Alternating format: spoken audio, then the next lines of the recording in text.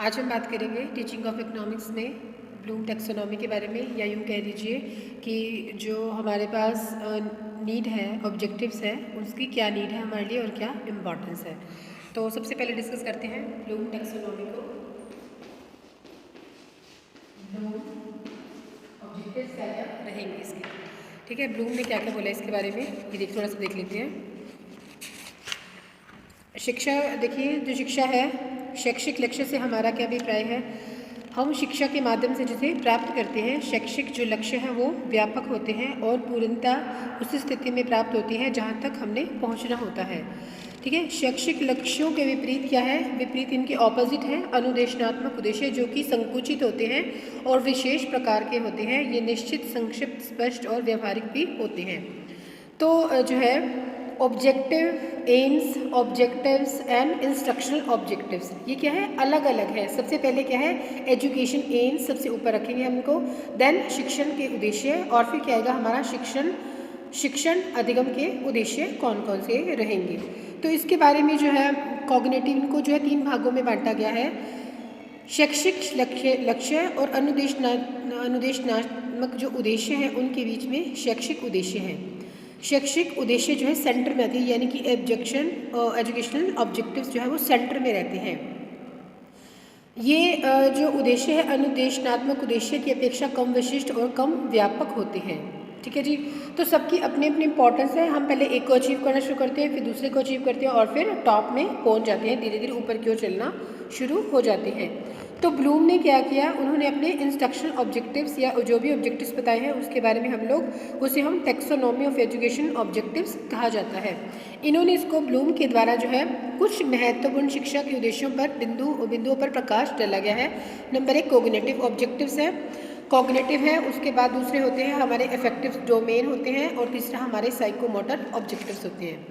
तो जो हमारे कॉग्निटिव ऑब्जेक्टिव्स हैं उसमें हम बात करते हैं नॉलेज, एप्लीकेशन, सिंथेसिस, संश्लेषण।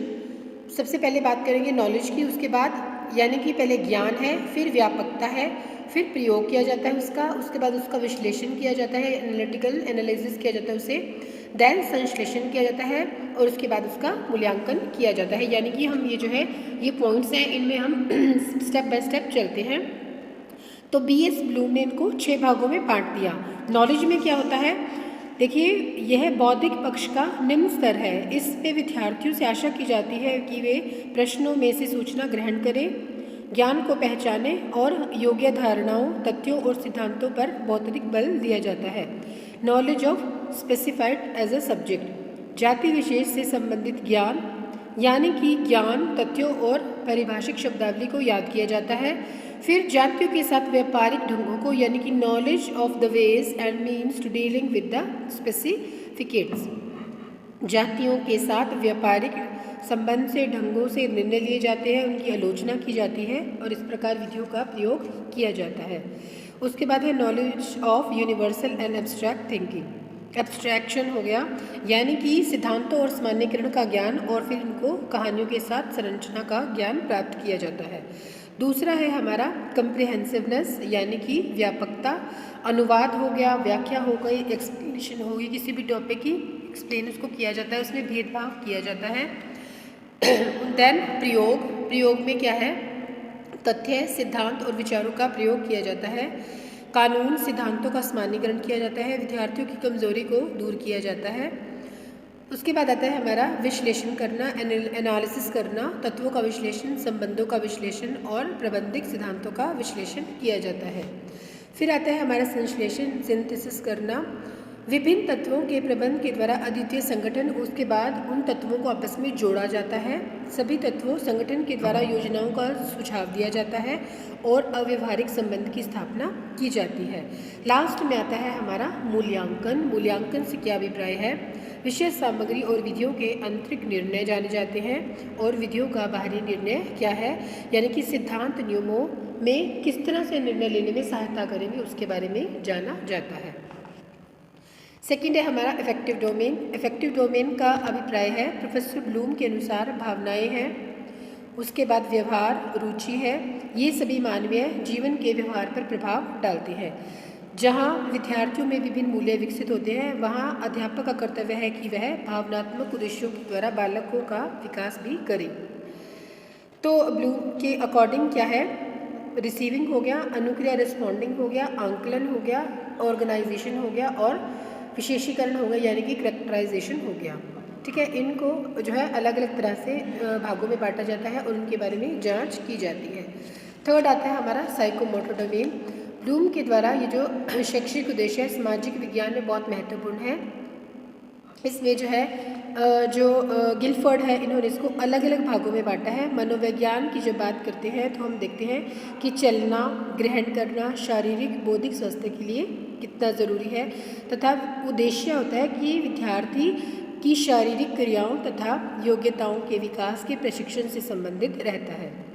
तो गिलफोर्ड इसके बारे में उन्होंने अपना मॉडल दिया है। वो क्या बताते हैं, मोटर एक्टिविटीज़ के बारे में कहते हैं शक्ति हो गया, उसके बाद प्रेशर हो गया, दबाव हो गया, गतिशीलता हो गई, सुनिश्चित, समन्वय और लचक हो गया।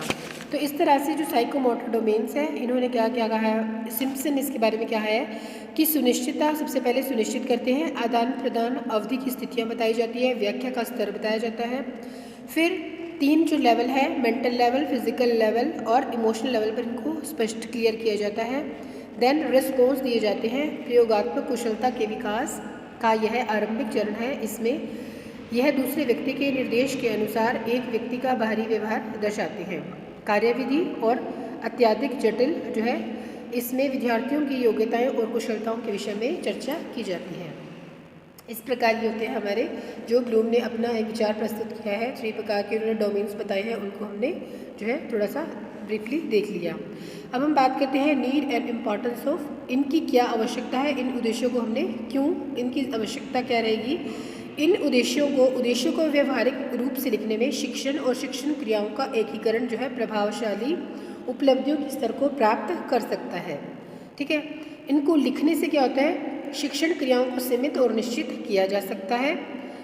उद्देश्यों को व्यवहारगत रूप से लिखने से अधिगम और शिक्षण उद्देश्य केंद्रित बनाए जा सकते हैं। नंबर 3 आता है हमारा शिक्षक और शिक्षण। शिक्षण के दौरान जो शिक्षक है और जो शिक्षण है, उनकी कार्यनीति और इनकी स्ट्रैटेजीज़ को डिसाइड किया जाता है कि वो कौन सी स्ट्रैटेजीज़ के साथ पढ़ाना शुरू करेंगे या किस तरह से पढ़ाएंगे। यानी कि हम ऐसे बोल सकते हैं कि वो कौन सी व्यूह रचना के आधार पर पढ़ाना चाह रहे हैं। उसके बाद है उद्देश्यों को व्यवहारगत रूप से लिखने से परीक्षण शिक्षण पर आधारित हो सकते हैं। इनको हम देखते हैं कि किस तरह से पुनर्निर्माण करेंगे, उनको आपस में जोड़ेंगे तथ्यों को, फिर मूल्यांकन क्या रहेगा, पाठ्य सामग्री क्या रहेगी। तो इस तरह से कक्षा में इसकी फिर फीडबैक बच्चों को पढ़ाएंगे, फिर फीडबैक क्या मिलेगी और जो अधिगम करता है उसका उद्देश्य क्या है, क्या उसे वो उद्देश्य उसके प्राप्त हुए हैं या नहीं हुए। इस तरह से उद्देश्यों को व्यवहारगत रूप में लिखने से उद्देश्य के क्षेत्रों को विकसित किया जा सकता है।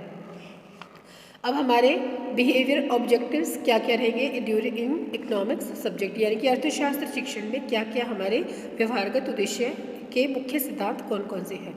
Number 1 principles of people behaviour, विद्यार्थी के व्यवहार का सिद्धांत। इसमें उद्देश्य उसके व्यवहार के बारे में लिखा जाता है।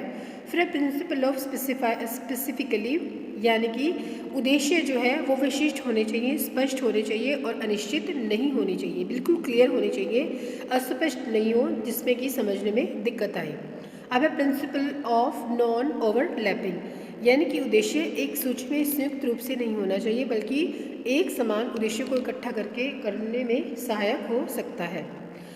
उसके बाद क्या है प्रिंसिपल ऑफ क्लैरिटी, यानी कि स्पष्टता का सिद्धांत है। यह सिद्धांत इस तरह से होना चाहिए कि व्यवहारिक बदलावों से संबंधित स्थितियों को जानने के लिए स्पष्ट निर्देश दिए गए हों। देन प्रिंसिपल ऑफ सुयोग्यता, यानी कि वर्थवाइलनेस। इसके अनुसार क्या होता है, कथनों के द्वारा तथ्यों की सुयोग्यता को सावधानी से निर्णय लेना चाहिए और उसके बारे में जांच की जानी चाहिए और फिर ध्यान से सोच समझ के साथ इसके बारे में निश्चित निर्णय बनाया जाना चाहिए। फिर प्रिंसिपल ऑफ कॉन्टिन्यूटी, इसमें क्या है, प्रगति कार्य चलता रहे, प्रगति रहे, निरंतरता रहे के रूप में व्यवहारिक उद्देश्य के बारे में विचार करने की आवश्यकता आ जाती है। फिर है व्यापकता का सिद्धांत के अनुसार उद्देश्यों की सूची इतनी व्यापक होनी चाहिए, इतनी प्रभावशाली होनी चाहिए तथा बौद्धिक क्षेत्रों के क्षेत्र में जो है सभी प्रकार की कार्यों को सम्मिलित करना चाहिए, या जिससे कि अनुदेशन प्रक्रिया निरंतर चलती रहे। इसके बाद क्या है, वास्तविकता का सिद्धांत। वे विभिन्न सिद्धांतों से संबंधित होना चाहिए। इन सिद्धांतों के द्वारा परीक्षण करने के योग्य होना चाहिए। यानी कि जब भी हम इन उद्देश्यों के बारे में बात करेंगे, इनके सिद्धांतों के बारे में बात करेंगे, तो सिद्धांत बिल्कुल स्पष्ट होने चाहिए, व्यवहारिकता के ऊपर निर्भर हो, ताकि विद्यार्थियों के लिए इसके जो है भविष्य में इनका वो प्रयोग कर सकें।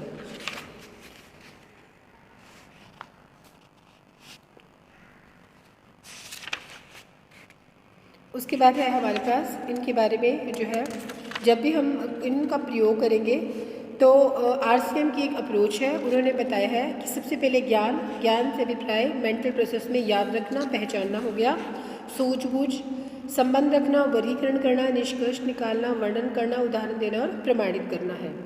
जब हम प्रयोग करते हैं तो अनुमान सूत्रबद्ध करना, अनुमान स्थापित करना, भविष्यवाणी करना, निष्कर्ष निकालना और तर्क योग्यता। फिर है सृजनात्मकता में विश्लेषण करना, संश्लेषण करना और मूल्यांकन करना आ जाता है। इस तरह जो RCM की अप्रोच है वो बहुत ही आसान और उपयोगी है, सभी स्कूल के सभी विषयों के लिए उचित भी है, ज़्यादा विशिष्ट और स्पष्ट है। मापदंड में परीक्षा चीज़ों को तैयार करने में किसी प्रकार का कोई भी भ्रम नहीं है।